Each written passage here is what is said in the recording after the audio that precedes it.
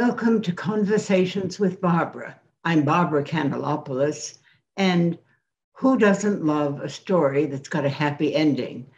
Dennis Martin of the Falmouth Rod and Gun Club is with us today to talk about just that kind of story. Welcome to the program, Dennis. Thank you. Of course, we're talking about the rehabilitation of the Childs River. And you have a wonderful video of that for our viewers to see. But let's talk first about why the Rod and Gun Club took on this ambitious project. What was wrong with the river? It goes a little bit further back than that. The Rod and Gun Club has three areas of focus: hunting, fishing, and conservation. Not too many people know about the conservation aspect of it. And a little known fact is that the Falmouth Conservation Commission was created at the request of the Falmouth Rod and Gun Club in 1961. Oh, I had no idea. Great. Good.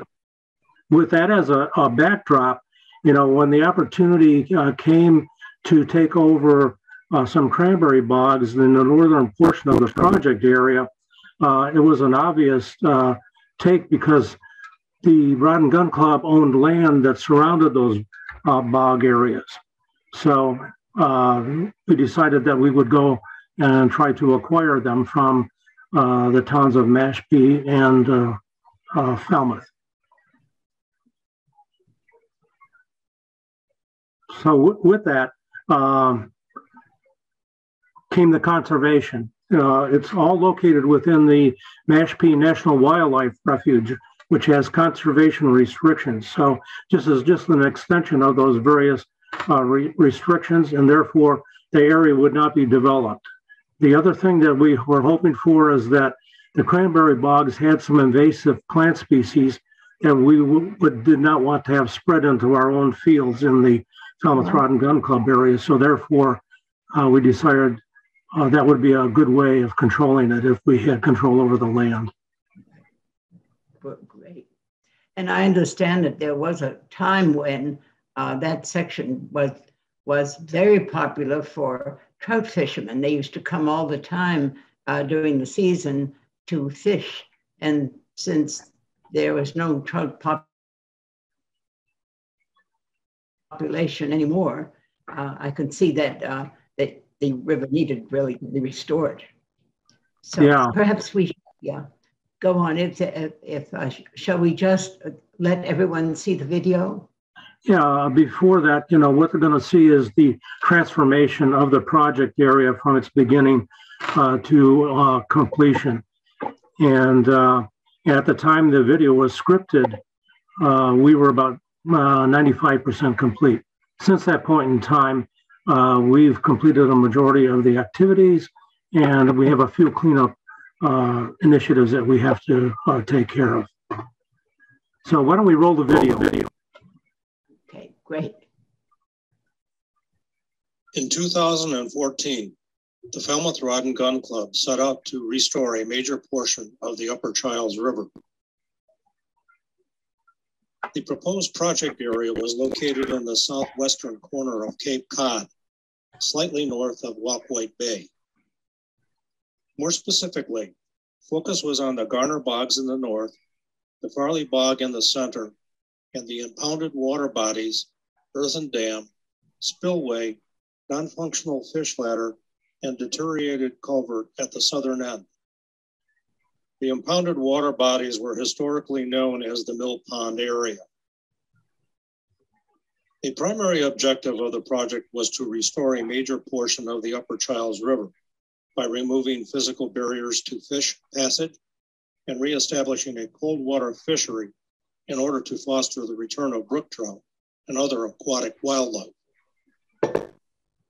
Other objectives were to convert established cranberry bogs into wetlands in order to create a habitat for migratory birds and other wildlife.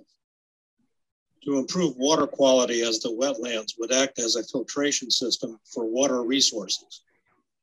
To protect the land through conservation restrictions in order to ensure the proposed area would remain undeveloped, and to enable access for the public to enjoy nature. Serious discussions and planning began with the farmers' abandonment of the cranberry bogs in 2014. In the beginning stages of this private and public partnership, the breadth of coordination between the club, the towns of Falmouth and Mashpee, and local, state, and national mandates was essential. A formal kickoff meeting of key partners and agencies took place at the Rod and Gun Club on May 8, 2017. Concept plans were developed and approved a little more than 2 months later. As detailed thinking was applied, studies and assessments performed, a 60% design plan was presented in December of 2018. Additional studies, assessments, and analyses led to a 100% design plan a year and a half later. With final permitting complete, construction began on August 26, 2020. Approximately 1 year later, the project was more than 95% complete. Before we view the transformation of the project area, we start with the before state landscape. These aerial snapshots illustrate a somewhat stagnant river system with overgrown cranberry bogs sitting on top of potential wetlands. The two mill ponds north and south of Carrot Shop Road are surrounded by trees. The impounded water south of the road was created by an earthen dam at the southern end. As depicted, water exited to the lower Charles River via a spillway. A non-functional fish ladder is hidden by the tree line at the left. This area was of particular interest to the Massachusetts Historical Commission, as history tells us that it was home to a small industrial area where a carrot shop and the Waquoit River Herring Company were located. As a result, the Public Archaeology Laboratory would conduct a cultural resources survey before any construction could begin. The existing culvert under Carrot Shop Road had deteriorated and needed to be replaced. It also was blocked with debris, which created a damming action for the water body north of the road. All in all, this created a hostile environment for brook trout and other aquatic wildlife. In preparation for construction to begin, previously acquired wood had to be sorted. Hundreds of tons of stockpile sand had to be removed in order to make way for bog materials and extracted sediment. Brush was cleared at the dam, spillway, and fish ladder area so that the Public Archaeology Laboratory had visible access to conduct their survey. Tree clearing at both ponds was necessary for heavy equipment access and movement. Once the preparatory work was completed, water diversion channels were dug at both ponds and both cranberry bogs. The diversions helped guide resident groundwater away from the proposed river channel area, and it allowed water passage in a controlled manner while work was being done in the respective areas. These aerial views show diversions along the east side of both ponds and through the center of the Farley Bog.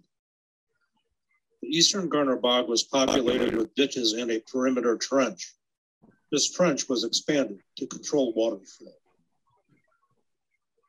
Restoration work began in earnest at the upstream Garner Bogs. A new river channel was constructed along the western tree line of the eastern bog. The trees would help shelter the river from hot summer afternoon sun. The river meandered from the pump house in the north to its exit at the south end. Wooded materials were installed at and along the river. The holding pond at the northern end was expanded to the west, making it a future home for diving ducks. Two shallow ponds for dabbling ducks and other wildlife were constructed at both eastern and western bogs. The final aerial view illustrates a wetlands in the making.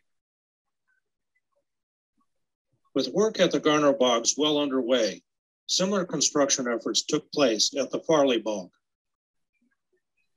As at the Garner Bogs, wooded materials consisting of trees, root wads, and slash materials were installed to stabilize the riverbank, shade the river, as well as prevent erosion and protect the fish from predators. The holding pond to the north was expanded into the newly constructed shallow pond. The combined water body created a rather large pond for ducks and wildlife, as seen from the aerial view. The final photo demonstrates how groundwater management presented a challenge to the project. As things were winding down at the Farley Bog, the construction crew moved to the southern mill pond area. With the spillway removed and the fish ladder buried, the earthen dam was breached. The dam area was opened up, and the long reach excavator began moving the saturated sediment. As seen in the aerial view, water management was critical. The area drained enough for the river channel to be dug, fabric encapsulated soil lifts put in place, and root wads strategically positioned. Dead or cut trees called snags and woody debris were added to provide critical habitat for birds and mammals and to assist in helping stabilize the landscape around the open channel. When work efforts moved to the northern pond, water management presented a more significant obstacle. Sediment traps were built, and a 3-stage over-the-road discharge basin was set up to filter large amounts of sand-carrying water. The filtered water entered the Childs River downstream of the basin. All this was necessary to protect marine resources, as the Massachusetts Division of Marine Fisheries restricts the time of year work can take place on coastal waterways. Like the southern pond, the channel was dug and soil lifts and snags were installed. In the end, the northern pond area finally dried out. The final major undertaking of the restoration project was replacing the old and deteriorated culvert. 4 18-ton sections of culvert, along with auxiliary components, were delivered one at a time, carefully unloaded and staged for installation. The 4 foundational sections were then meticulously positioned and secured. Wing walls and guardrail guides were then installed. Road fill was then brought in, compacted, and eventually graded to road level. Finally, the road was paved, guardrails installed, road lines painted, and then opened to traffic on August 24th, 2021. In the end, giving nature a helping hand is often necessary. This restoration did just that. With construction complete, the addition of many plantings, hydroseeding of certain areas, and microtopography applied in the bogs, nature is well on its way. These aerial views illustrate a beautiful winding river with vegetation taking hold. The system is totally groundwater fed, and with removal of the ponds at the southern end of the project, water temperatures in July have dropped from the 70s to 58 degrees. This is a great success story, as now brook trout can survive and will return to the upper Childs. The bogs have been transformed into authentic wetlands for all wildlife. The ponded areas will remain separate from the river system. Microtopography has unearthed dormant seedlings to create a lush carpet. For the most part, it is now up to nature to take its course. If you would like more details about the restoration or to better understand the science behind the project, send us an email at sscef2019@gmail.com or visit us on our website at www.sscefund.org. A project of this undertaking could not have been completed without the support, involvement, and contributions of our members, partners, local, state, and federal government agencies, donors, and neighbors. We wish to thank you all for the treasure that has been created. Your video says it all. That was really wonderful. And it was strikes me that that website will be a wonderful resource for students who are interested in environmental science, particularly restoration. So that's great. Did you want to comment about some aspects of the video? I just think the effort that was put into creating all of the backdrop in order to get the construction to start.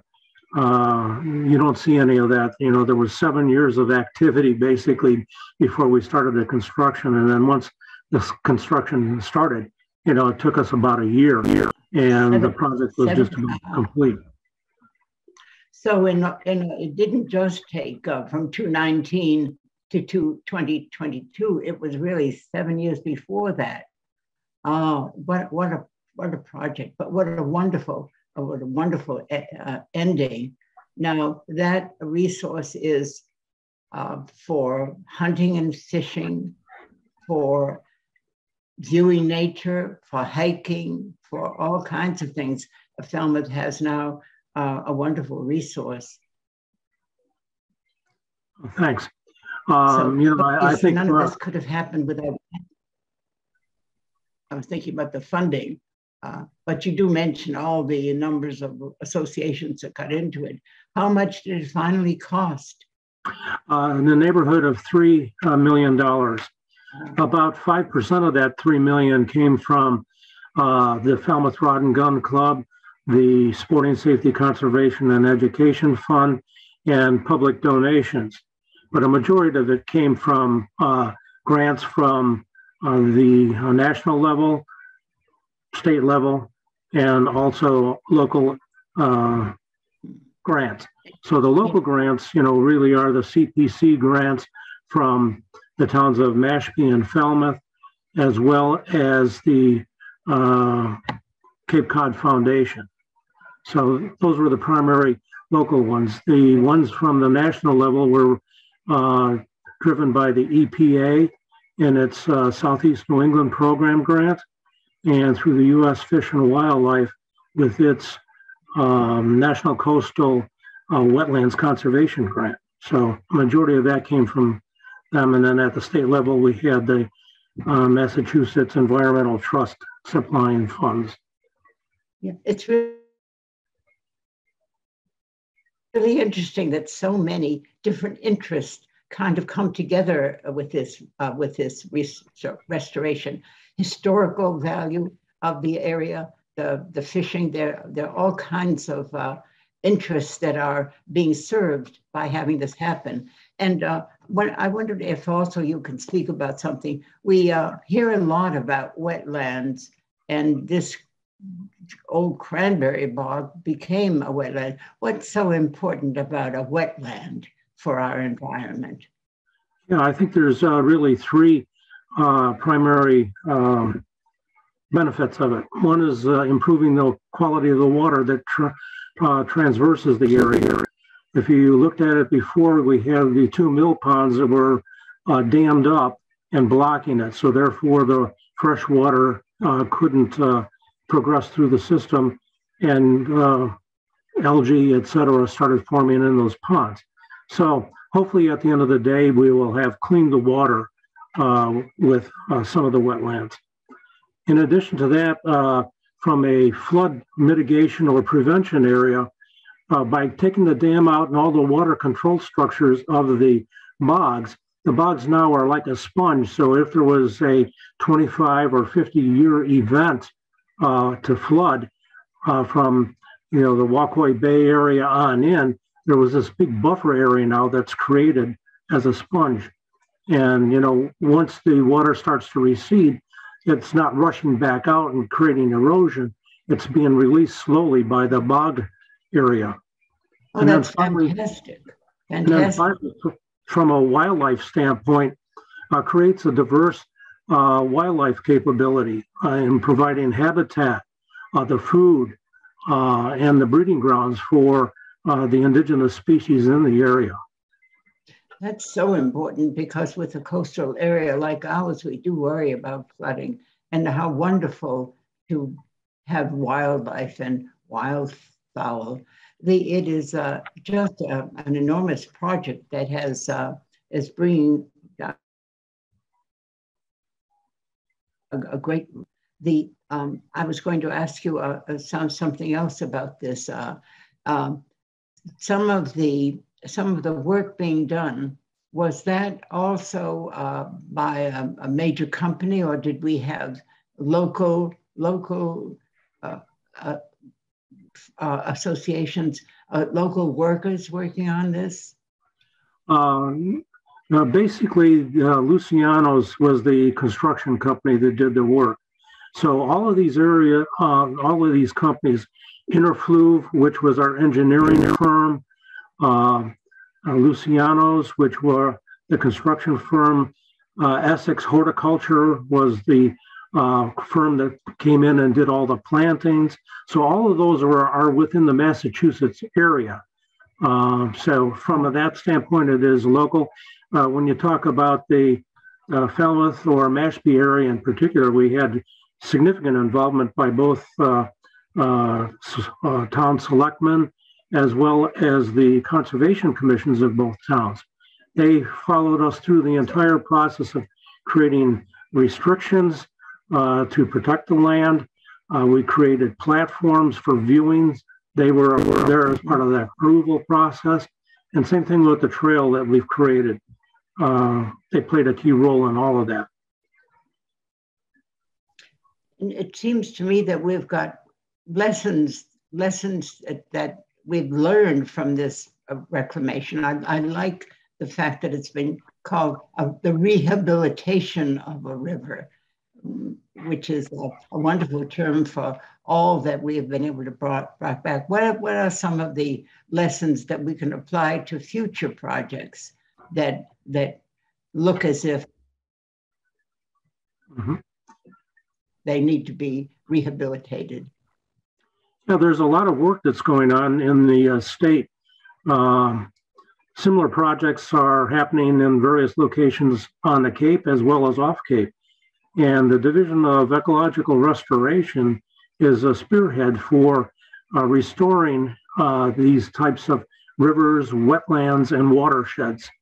So to have them on your side going into this, was a big benefit for us. We were able to bounce off a lot of things for consideration and come to conclusions that probably will drive this project to a full success in the end. Yes. I'm sure that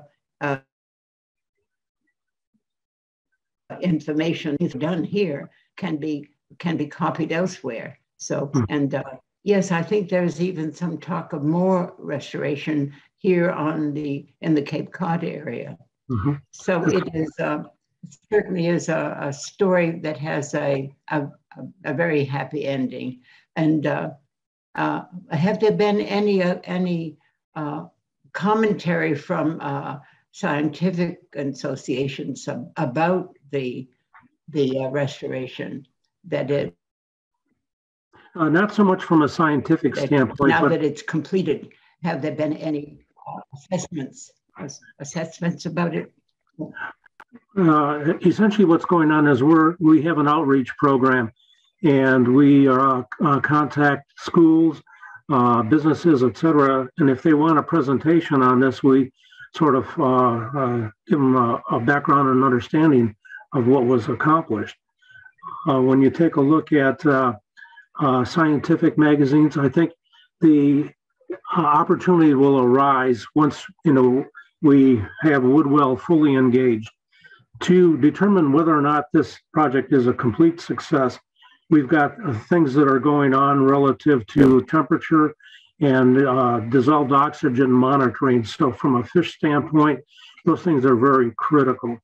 In addition, from a water quality standpoint, we're working with Woodwell, and we're taking a look at temperature, dissolved oxygen, the pH of the water, the sediment, the salinity of the water, and then are there nitrogen, phosphorus deposits, as well as other things that are harmful to the wildlife in the area. So we've done a baseline at this point in time.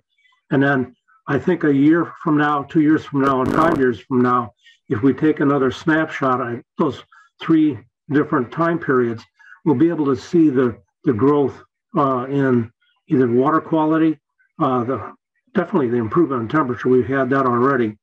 And then the vegetation. Woodwell is also working with us and trying to understand what types of vegetation, what characteristics of vegetation are there, as well as what species. So in the end, with microtopography, we're hoping to introduce more species of plant life. So that not only have we got these practical benefits, like having a spot where we can enjoy nature, hunting and all that, but this is also advancing scientific knowledge. This is really a really great success story. I'm sure that residents of Falmouth would want me to thank you for your efforts, along with the Falmouth Rod and Gun Club, for your efforts too. And so I want to thank you very much for coming here and explaining all this, and for taking on this really important project for the town of Falmouth, and also for the town of Mashpee. So thank you very much for being here. Great. I'm just one representative from a management team that was focused and had the passion to be able to do this thing. So there's a lot of credit that goes out to a lot of different people in the Falmouth Gun Club, as well as Falmouth and Mashpee in general. Yeah. Yes, and viewers, thank you very much for tuning in, and we look forward to seeing you next time on Conversations with Barbara.